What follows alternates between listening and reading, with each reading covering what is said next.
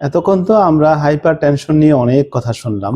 আমাদের মূল বিষয়টাই কিন্তু আমরা ভুলে গেছি যে হাইপার টেনশন রোগীকে আমরা কি পরীক্ষার মাধ্যমে বুঝতে পারবো যে তার হাইপার টেনশন হয়েছে, এবং হাইপার টেনশন দ্বারা যে সে ক্ষতিগ্রস্ত হচ্ছে তার পরীক্ষা নিরীক্ষা কি হতে পারে, এই বিষয় নিয়ে আলোচনা করার জন্য অনুরোধ করতেছি ডাক্তার নাসরুল্লাহ রাশিদিকে। জি, ধন্যবাদ স্যার আমাকে কিছু বলার অনুরোধ করার জন্য।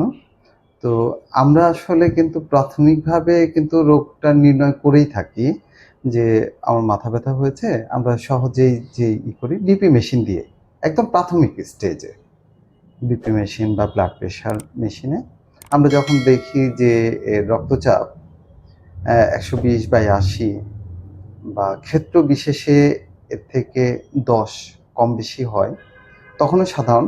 যখন এর চাইতে অনেক বেশি হয়ে যায় তখন আমরা ধরেই নেই যে উচ্চ রক্তচাপ হয়েছে। কিন্তু এছাড়াও কিন্তু আমাদের আরও কিছু নির্ণয় টুলস রয়েছে। আমরা এটা হচ্ছে যে যদি কারো সাময়িক হতে পারে সেটাকে আমরা হাইপারটেনশন বলবো না, যে হঠাৎ করেই এই অবস্থা হয়েছে। এমন হতে পারে কেউ অনেক বেশি টেনশনে আছে বা কেউ কোনো কারণবশত তার মধ্যে দেখা দিতে পারে, কিন্তু স্বাভাবিক অবস্থায় একই রকম থাকে তার বিপি, তখন কিন্তু আমরা বলবো না। যদি আমরা দেখা যাচ্ছে যে লাগাতার বা ক্রমান্বয়ে ৩ মাস আমরা এর একটা রুটিন নিয়ে নেই, যে রুটিন টেস্ট করি, যে প্রতিদিনই সকালে এবং বিকালে আমরা মাপছি, কিন্তু সেই মাপার পর দেখছি যে না, তার বিপি বা ব্লাড প্রেশার 120/80 বা 10-20 কম এমন না। উপরে দেখা যাচ্ছে 170, 80, 200 এরকম হয়ে গেছে। নিচে 100 বা 100-র উপরে উঠে গেছে, এবং আমরা পুরো 3 মাস মাপার পর যদি দেখি এই অবস্থা, তাহলেও আমরা তাকে নির্ণয় করতে পারি যে হাইপারটেনশন।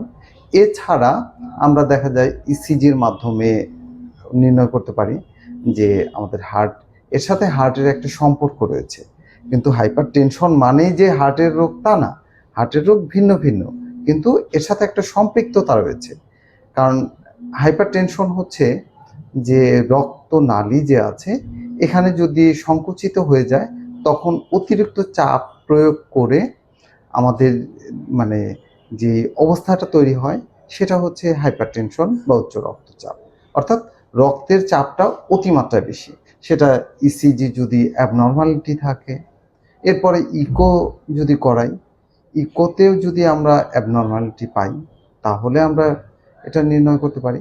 এছাড়া আমাদের যদি দেখা যাচ্ছে যে ব্লাড সুগার লেভেল অনেক বেশি আছে, তাহলেও একটা কারণ হতে পারে। আমরা কিডনি টেস্ট করতে পারি। কিডনি দেখা যাচ্ছে যে কিডনি ফাংশন টেস্ট, এটা একটা টুলস। এরপরে আছে যে ব্লাড, সাধারণত ব্লাডের যে টেস্ট, এই টেস্টটা আমরা করিয়ে নিতে পারি এর সাথে সামঞ্জস্যপূর্ণ আছে কিনা সেটা দেখার জন্য। এরপরে আমরা যে করতে পারি, ব্লাড সুগার মাপতে পারি যে সুগার লেভেলটা ঠিক আছে কিনা। থাইরয়েড টেস্ট করতে পারি যে থাইরয়েড হরমোন ঠিক আছে কিনা।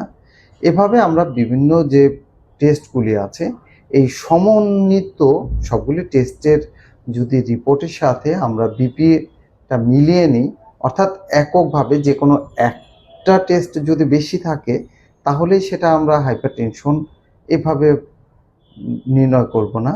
নির্ণয় করব যে দেখা যাচ্ছে যে না, সব দিকেই তার সমস্যা আছে, অ্যাবনর্মালিটি আছে, তখনই আমরা আসলে নির্ণয় করতে পারবো যে হ্যাঁ, উনি উচ্চ রক্তচাপের একজন রোগী।